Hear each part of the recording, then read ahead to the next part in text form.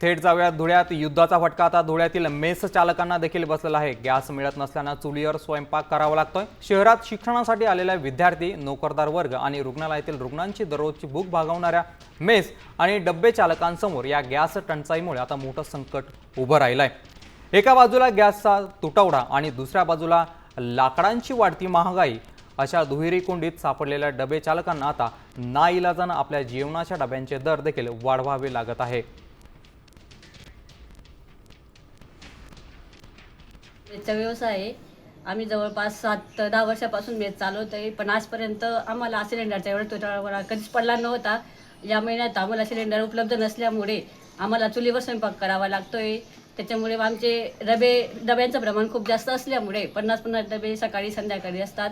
त्यामुळे आम्हाला सिलेंडर कमी पडतात, सिलेंडर भेटत नाही. त्याच्यामुळे आम्हाला चुलीवर स्वयंपाक करावा लागतोय आणि त्यामुळे आम्हाला डब्यांचे बी रेट वाढवावे लागत आहे. लाकडांचे भाव पण खूप वाढून दिले. लाकडांचे भाव पण 7 रुपये किलोप्रमाणे भेटत आहे. त्यामुळे आम्हाला तेही परवडत नाही आहे.